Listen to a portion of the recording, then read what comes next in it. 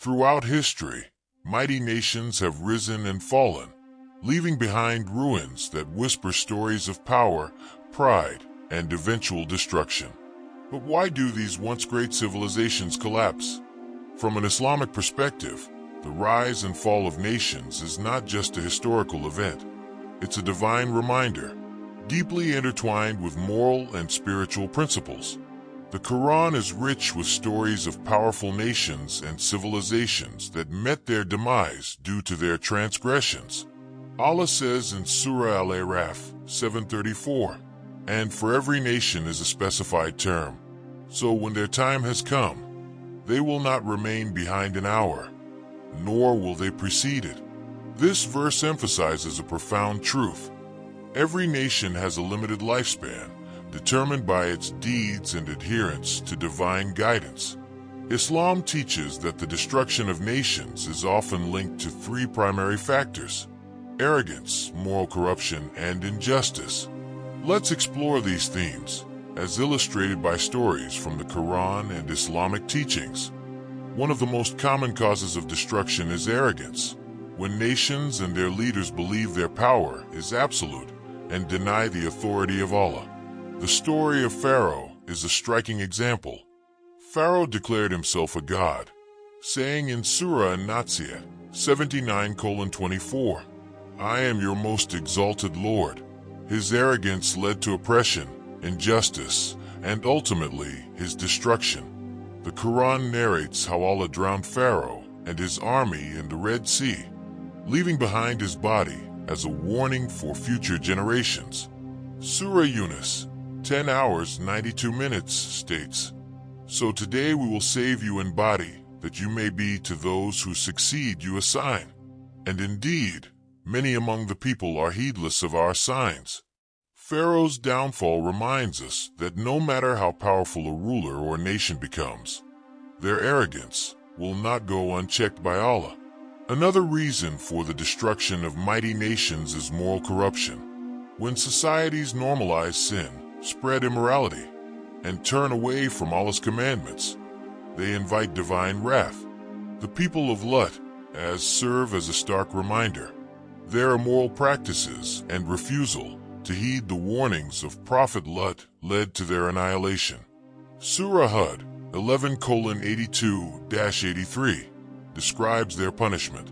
"And when our command came, we made the highest part of the city its lowest, and rained upon them stones of layered hard clay, which were marked from your Lord. And Allah's punishment is not far from the wrongdoers."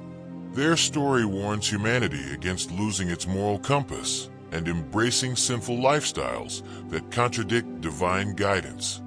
The Quran also highlights that nations fall when they perpetuate injustice and oppress their people. Prophet Shu'aib A.S. warned the people of Madian against cheating others and exploiting the vulnerable, but they ignored his advice and faced destruction. Surah Al-Araf 7 hours 85 minutes records his words, "O my people, worship Allah. You have no deity other than Him.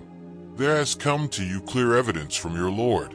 So fulfill the measure and weight, and do not deprive people of their due, and cause not corruption upon the earth after its reformation." Allah destroyed them with an earthquake, proving that no civilization can thrive on injustice without consequences. While these stories are from the past, the lessons they offer are timeless. The same factors, arrogance, moral corruption, and injustice, continue to plague modern nations. Today, we see growing inequality, environmental exploitation, and the normalization of sin.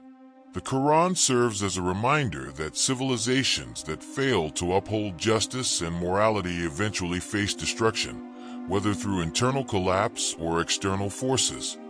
But Islam also offers hope. Allah is merciful and gives nations chances to reform. Surah Ar-Ra'd 13:11 states, "Indeed, Allah will not change the condition of a people until they change what is in themselves. The fate of a nation lies in its hands. By turning back to Allah, upholding justice, and fostering morality, societies can avert destruction and thrive." The destruction of mighty nations is a reminder of the consequences of straying from divine guidance. But it is also a call to action for individuals and communities to reflect, reform, and strive for righteousness. Let us learn from history and ensure that we build a future rooted in justice, compassion, and faith. And those who strive for us, we will surely guide them to our ways. And indeed, Allah is with the doers of good. Thank you for watching. Let us know your thoughts in the comments below. And don't forget to subscribe for more videos on Islamic perspectives and lessons from history. Until next time, stay guided and stay inspired.